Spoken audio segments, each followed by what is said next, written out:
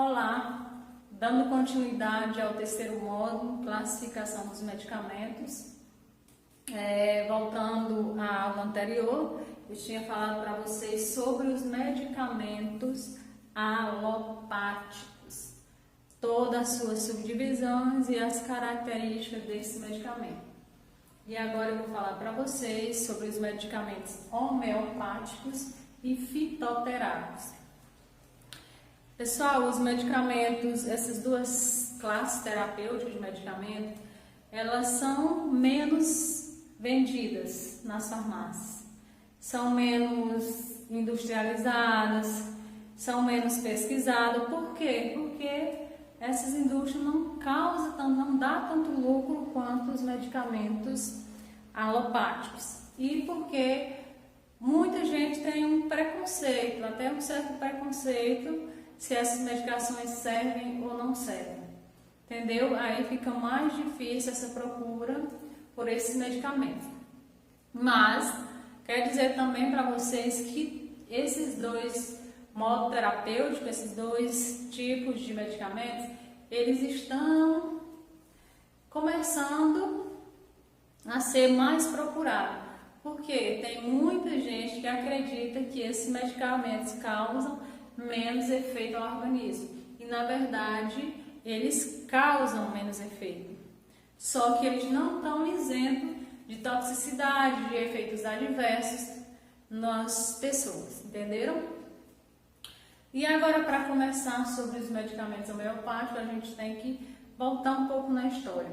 Há 200 anos, o médico alemão Samuel Hahnemann descobriu, por meio de uma pesquisa dele, que ele iria fazer um medicamento pelo princípio da semelhança que ia curar a pessoa. Digamos assim, se eu tivesse com febre, ele ia procurar entre a matéria-prima, que pode ser vegetal, animal, vegetal ou mineral, ele ia caçar uma coisa que pudesse causar uma febre.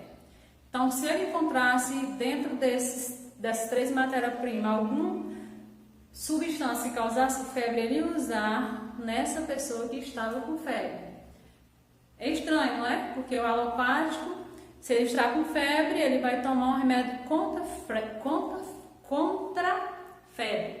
Já no homeopático, ele estiver com febre, ele vai tomar um medicamento que também cause febre no organismo.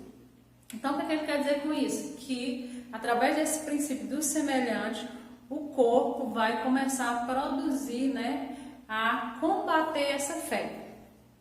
Então, é isso que a homeopatia faz. Então, pessoal, então esse princípio do semelhante, a homeopatia trata o ser humano como um todo e não só como aquela parte que sente sintomas, que está doente, como é a medicina curativista hoje. E o que mais? O objetivo dela é restabelecer a energia do corpo.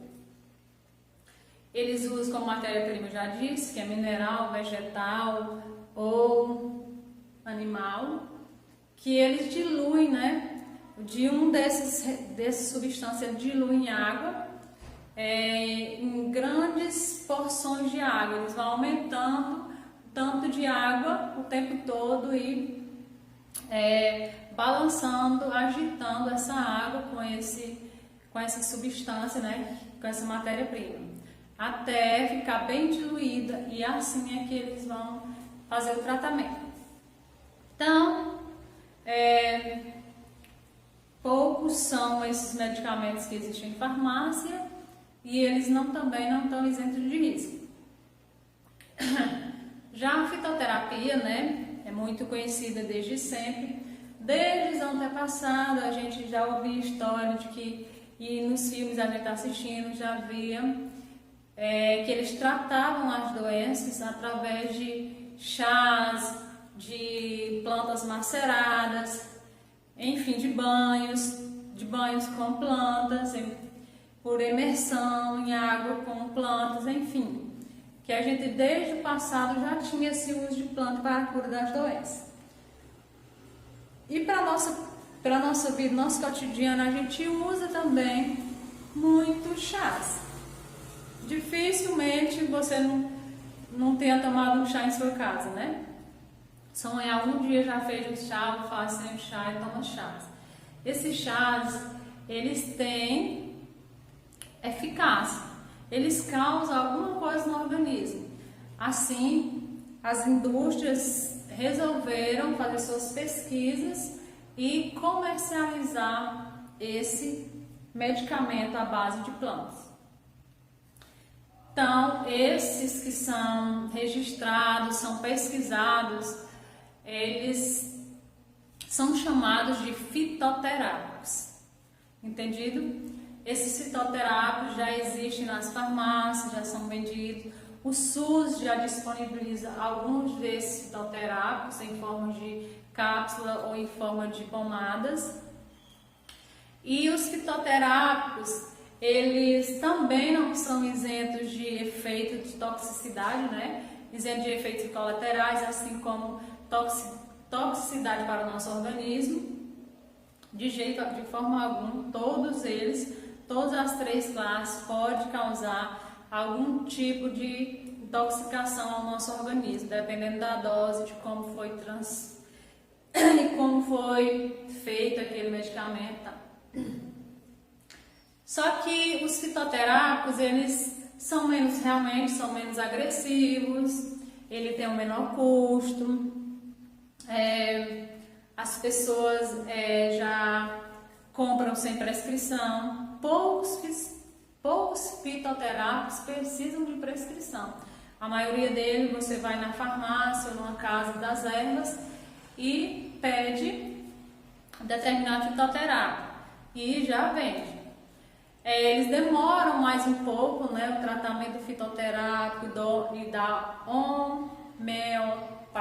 homeopático, eles demoram mais a surtir o seu efeito, mas, porém, eles têm o seu efeito terapêutico para aquela determinada doença. Então, pessoal, é só isso o nosso conteúdo do terceiro módulo. E aí eu vou fazer um mapazinho mental, uma volta assim toda do nosso conteúdo para que vocês fixem melhor. Entendeu? Vamos lá. O mapa mental, né? Primeiro a gente estudou sobre a classificação dos medicamentos, que eles classificavam em alopático, fitoterápicos e homeopáticos. Depois a gente viu a subdivisão dos alopáticos em genérico, similar e de referência. Sabemos que o de referência pode ser intercambiável pelo genérico e similar. Pode ser trocado, né? O de referência pode ser trocado pelo genérico e pelo similar.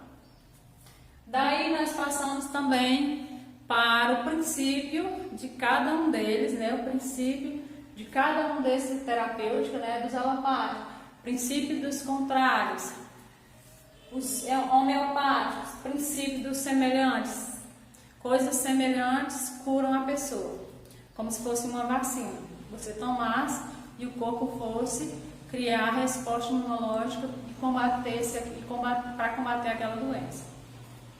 E o fitoterápico é o uso das plantas que curam. Então, pessoal, esse foi o módulo 3. Eu quero que vocês façam um exercício, né? Que eu vou ditar agora as questões para você. Questão 1. Quais os tipos de medicamentos disponíveis no Brasil? Que vai ser essas três classes, pessoal. Aí vocês vão dar uma olhadinha, dar uma lida na apostila. Qual a diferença entre um medicamento alopático, homeopático e fitoterápico? Qual a diferença entre medicamento de referência, medicamento genérico e medicamento similar? Questão 4. Qual a matéria-prima utilizada nos medicamentos fitoterápicos e homeopáticos? Questão 5. Qual o princípio da homeopatia? E questão 6 é responder aquelas 3 questões objetivas que está lá na apostila do módulo 3. Só marcar as questões, 3 questões de marcar. Então, finalizamos nossa aula do terceiro módulo.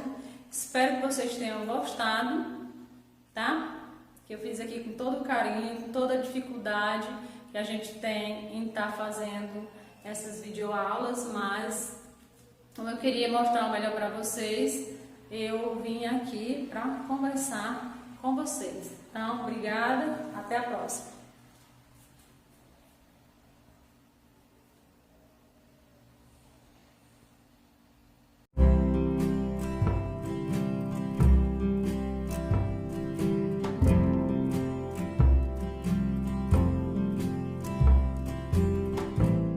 A homeopatia é uma coisa bastante complexa, foi idealizada no final do século XIX pelo Samuel Hahnemann, que era um pesquisador médico que achou que a alopatia, que obviamente era usada naquela época, era uma coisa muito retrógrada, né? Você usava sanguessugas, diarreicos, enfim, era uma coisa que mais agravava do que melhorava. E aí ele começou traduzindo um livro que dizia que a malária podia ser tratada pelo quinino, mas a explicação que se dava para isso era uma explicação meio estapafúrdia, ele não concordou e ele começou a experimentar quinino. Ele, experimentando o quinino, passou a apresentar sintomas de malária.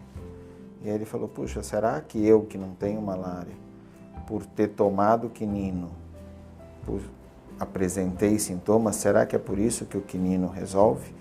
Porque num indivíduo são ele provoca uma doença, então se eu der ele para um indivíduo doente, ele vai acabar melhorando. E ele foi repetindo essa experiência inúmeras vezes, cada vez de maneira mais diluída e dinamizada, né? Ele agitava dentro de uma metodologia muito clara.